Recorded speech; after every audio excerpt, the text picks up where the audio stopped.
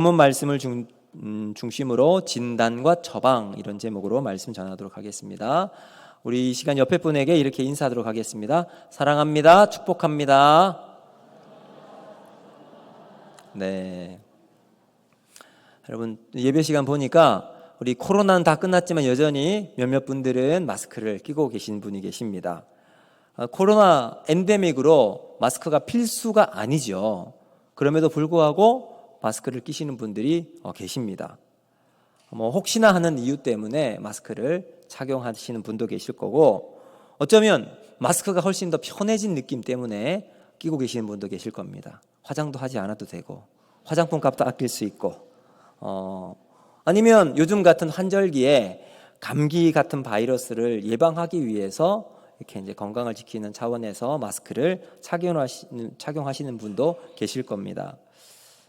코로나가 우리가 처음 시작되었을 때는 마스크 안 끼면 마치 전염병을 옮기는 사람처럼 우리가 그렇게 생각이 들었습니다. 그래서 마스크 대란도 나왔고, 마스크가 한 장에 엄청 비싸게 팔렸던 때도 있었습니다. 왜 그랬을까요? 코로나의 이 경로가 어떻게 이동하는지, 또 어떻게 전염되는지, 또 그 증상이 어떻게 나타나는지 정확하게 모르니까 그냥 막연한 두려움과 공포가 있었기 때문입니다. 그러다가 코로나에 대한 진상이 하나둘 나오기 시작했고, 진단 키트가 나오면서 이거 딱 하면 내가 코로나 걸렸구나 안 걸렸구나 알 수 있게 되면서 점점 여기에 대한 두려움이 사라지게 되었습니다. 진단을 통해서 그 다음 처방으로 이어지는 기대가 생겨날 수 있었습니다. 자, 오늘 본문을 보시면 어떤 병자의 이야기가 나옵니다. 그의 이름은 나사로. 그에게는 두 누이가 있었습니다. 마르다와 마리아. 동생인 마리아는 그가 가장 아꼈던 향유를 예수님께 붓고 머리털로 예수님의 발을 닦았던 바로 그 여인이었습니다. 마르다는 오라버니 나사로가 죽었기 때문에 살리기 위해서, 여러분 죽을 병에 걸려 있었기 때문에 살리기 위해서 예수님을 부르기 위해서 급히 사람을 보내었습니다. 사도 요한은 이때의 상황을 3절에 이렇게 기록해 놓고 있는데요. 우리 3절 말씀 같이 한번 보겠습니다. 3절 시작. 이에 그 누이들이 예수께 사람을 보내어 이르되 주여 보시옵소서, 사랑하시는 자가 병들었나이다. 아멘. 누군가가 마르다와 마리아의 부탁을 받고 예수님께 달려갑니다. 그리고는 그들의 사정을 예수님께 간곡히 부탁드립니다.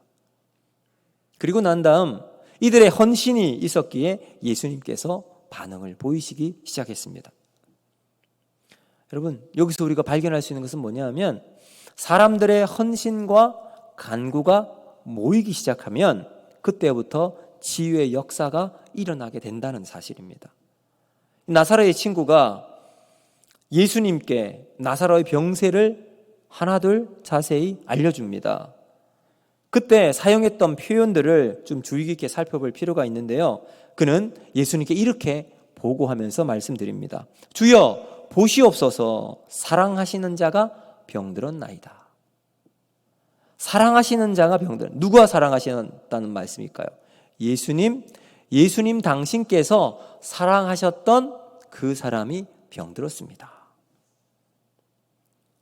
그러니까 이 예수님께 달려갔던 이 사람은 도움이 필요한 사람의 편에 서서 그 사람의 불완전한 사랑의 기초로 말하지 않습니다. 예수님의 완전한 사랑의 근거에서 말하고 있어요. 주님을 사랑하시는 자가 아니라 주님이 사랑하시는 그 사람이 병들었습니다. 여러분, 이것은 조금 다르게 바꾸어서 생각을 해보면 기도의 능력은 언제 나타날까요? 기도의 능력은 기도하는 사람에 초점을 두는 것이 아니라 기도를 들으시는 분에 의해서 좌우된다는 사실입니다. 그래서 여러분, 우리가 하나님께 간절히 기도하는 것은 필요합니다. 그러나 우리의 간절함이 하나님 앞에서 그 기도를 응답하시는 것이 아니라 하나님의 능력과 은혜를 바라보고 나아가는 기도의 자세가 필요하다는 말이시죠. 여러분, 지금 우리 가운데는 고난의 긴 터널을 지나시는 분도 계실 것으로 압니다.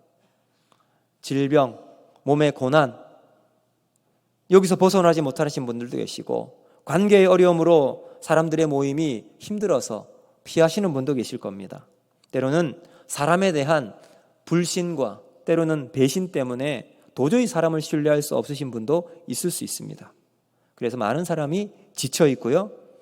또 어떤 분들은 먹을 것 때문에 재정적인 상황이 너무나도 어려워져서 걱정하시는 분도 계십니다. 실직을 당하신 분도 계시고, 외로움을 느끼게 되면서 두려움이 우리를 언습할 때가 있습니다. 이런 상황에서 우리가 할 수 있는 일은 사실은 아무것도 없습니다. 단 한 가지, 우리가 하나님께, 우리 주님께 기도하는 것뿐입니다. 우리 구주 예수님은 우리의 기도를 들으실 줄로 믿습니다. 그래서 본절 4절에서 뭐라고 말씀하고 있죠? 한번 보실까요? 같이 읽습니다. 시작. 예수께서 들으시고 이르시되 이 병은 죽을 병이 아니라. 자, 우리 예수님께서 들으시고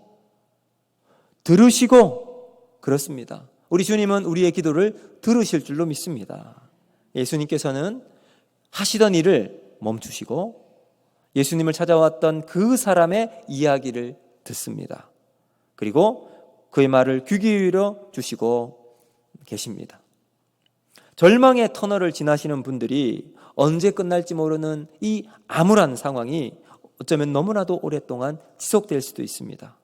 그래도 우리에게 소망이 있는 것은 우리 하늘 아버지께서 우리의 기도를 들으신다는 겁니다. 그리고 우리는 그 하나님께 기도할 수 있다는 사실입니다.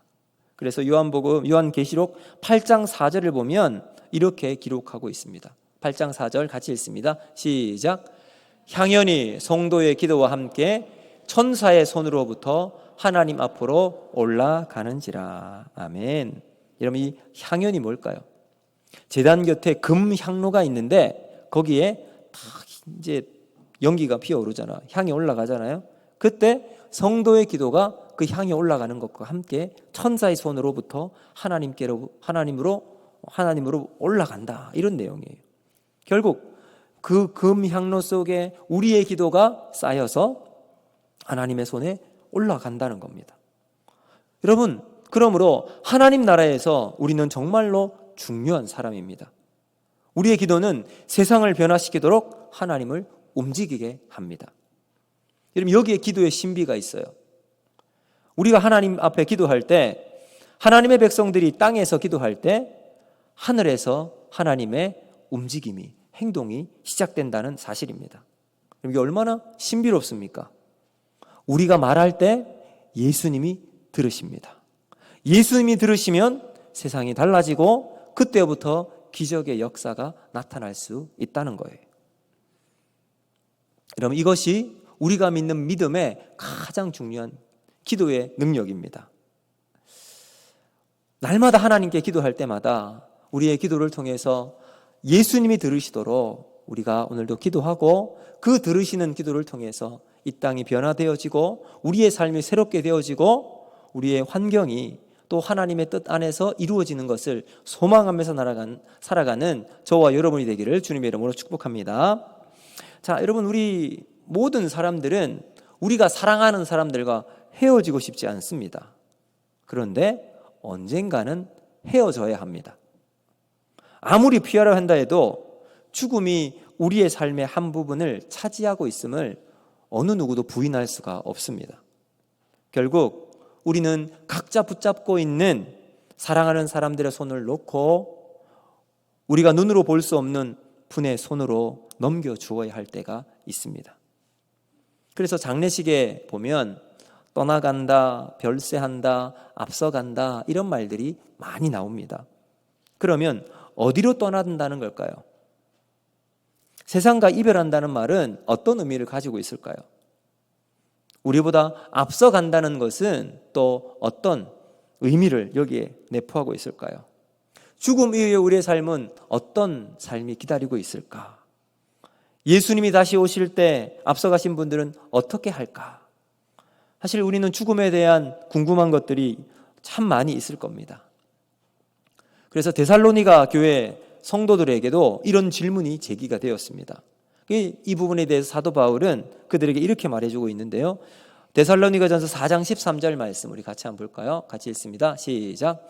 형제들아, 자는 자들에 관하여는 너희가 알지 못함을 우리가 원하지 아니하노니 이는 소망 없는 다른 이와 같이 슬퍼하지 않게 하려 함이라. 아멘. 여러분, 이 데살로니가 교회 성도들은 사랑하는 사람들을 자신의 손으로 묻어 주어야 할 시간이 있었던 것 같습니다. 그리고 사도 바울은 남아있는 그 사람들에게 이미 앞서간 사람들을 생각할 때 평안하기를 원했습니다. 대부분의 사람들이 하나님께서 데살로니가 교회에게 말씀하셨듯 장례식을 통해서 우리에게도 그렇게 말씀하시는 것을 경험하게 될 것입니다. 사랑하는 사람의 죽음 옆에서 조용히 눈물 짓는 모든 사람들에게 말씀하십니다. 그리고 우리 모두에게 확신의 말씀을 주시죠. 데살로니가전서 4장 13절과 14절 말씀 우리 같이 한번 읽어볼까요? 시작. 형제들아, 자는 자들에 관하여는 너희가 알지 못함을 우리가 원하지 아니하노니 이는 소망 없는 다른 이와 같이 슬퍼하지 않게 하려 함이라. 우리가 예수께서 죽으셨다가 다시 살아나심을 믿을진대 이와 같이 예수 안에서 자는 자들도 하나님이 그와 함께 데리고 오시리라. 아멘. 자, 여러분, 이 소망이 있을 때 우리는 한 걸음 우리의 인생의 걸음을 걸어 나갈 수가 있게 됩니다. 하나님께서는 우리가 소망 없는 슬픔을 살아갈 것이 아니라 슬프지만 소망을 가지고 살아갈 것으로 바꾸어 주십니다. 왜 그럴까요? 우리가 사랑하는 사람을 다시 볼 수 있게 되리라는 사실을 말씀해 주심으로 그렇게 우리가 확신을 가지고 살아갈 수 있게 되는 거죠. 그래서 우리가 사랑하는 사람을 먼저 떠나보내신 분은 누구나 간절히 원하는 소망이 바로 이것입니다. 다시 보게 될 것이다. 어디에서요? 저 천국에서. 성경은 우리에게 반복적으로 죽음 이후의 상태를 설명하고 말씀하고 계십니다. 우리는 죽는 동시에 하나님이 계신 그곳으로 들어가서 아버지와 그리고 앞서간 사람들과 함께 지속적인 교제를 누리게 될 것입니다. 사도 바울은 빌립보서 1장 12절에서 우리가 몸을 떠나면 그리스도와 함께 있게 될 것을 분명하게 말씀하고 있고요. 고린도후서 5장 8절에서도 우리가 원하는 바는 차라리 몸을 떠나 주와 함께 있는 것을 간절히 소망한다고 말씀을 하고 있어요. 그래서 우리가 세상을 살아가면서 죽음에 대한 이 것을 두려워하지 않고 주님이 우리에게 주시는 죽음의 소망을 가지고 살아갈 수 있게 됩니다. 그것이 무엇일까요? 주님이 계시던 우리의 영원한 본향으로 돌아가는 것이 바로 죽음이라는 겁니다. 그렇기 때문에 우리가 죽음을 두려워하거나 사랑하는 사람과의 이별을 너무 슬퍼할 필요가 없습니다. 사랑하는 사람을 위해 눈물을 흘릴 수는 있지만 절망에 빠질 필요는 없다라는 말씀입니다. 우리 주님께서는 나사로가 병들었다는 소식을 들으시고 뭐라고 말씀하시죠?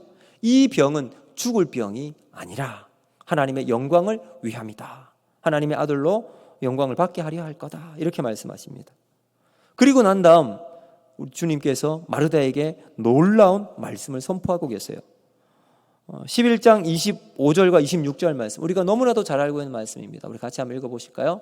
시작. 나는 부활이요 생명이니 나를 믿는 자는 죽어도 살겠고 무릇 살아서 나를 믿는 자는 영원히 죽지 아니하리니 이것을 내가 믿느냐. 아멘. 여러분, 부활과 생명의 근원 되신 우리 예수님께서 죽지만 다시 살 영원한 생명을 우리에게 약속해 주십니다. 그리고 이것을 믿음으로 다시 한번 확인시켜 주십니다. 그리고 난 다음 죽은 지 사흘이 된 나사로에게 가서 나사로의 무덤 앞에서 마르다에게 또 한 번 말씀하세요. 내 말이 내가 믿으면 하나님의 영광을 보리라 하지 아니하였느냐 하고 난 다음 예수님께서 하늘을 우러러 기도하신 후에 나사로가 있는 무덤을 향하여 강력하고 그리고 확신 있는 말씀으로 선포하십니다. 나사로야 나오너라. 나사로야 나오너라. 여러분, 그러자 놀라운 일이 벌어집니다. 죽은 나사로가 수족이 배로 통통 묶여 있는 채로 나오는데 그 얼굴은 여전히 수건으로 쌓여져 있었습니다. 그러자 예수님께서 주변에 있는 사람들에게 말씀하십니다. 풀어놓아 다니게 하라. 이제 묶여 있는 것을 다 풀어서 다니게 하라. 이 뭘 이야기할까요? 하나님의 영광이 죽어있는 그 나사로를 통해서 나타나신 것을 말씀하고 있습니다. 하늘에 계신 하나님께 영광이 되는 순간입니다. 우리와 함께 계신 임마누엘 되신 예수님께서 영광을 받으십니다. 여러분, 이 일로 말미암아 거기에 있던 수많은 사람들이 하나님께서 보내신 하나님의 아들 메시아 예수 그리스도를 믿게 되었습니다. 바로 예수님께서 부활하시기 이전 실제 부활의 사실을 나사로를 통해서 보여주신 사건입니다. 우리가 믿는 기독교는 부활의 종교입니다. 죽어도 살고 살아도 영원히 사는 생명의 종교입니다. 여러분, 이 부활의 능력을 우리 마음속에 새기면서 우리의 마음속에 있는 모든 부정적인 것들, 어두운 생각들, 또 비관적인 것들을 다 떨쳐버리시고 하나님께서 우리에게 주시는 소망을 붙들고 하나님과 함께 믿음의 한 걸음걸음을 걸어가서 어둠의 터널을 지나고 있을지라도 그 어둠 너머에 하나님이 여전히 역사하실 이 소망을 붙들고 살아가는 저와 여러분이 되기를 주님의 이름으로 축복합니다. 그럴 때 우리의 삶에 하나님의 임재와 하나님의 은혜로 새로운 또 믿음의 길이 열리게 되면서 그 삶을 통해 하나님께 영광을 돌리는 저와 여러분이 되기를 주님의 이름으로 축복합니다. 기도합니다.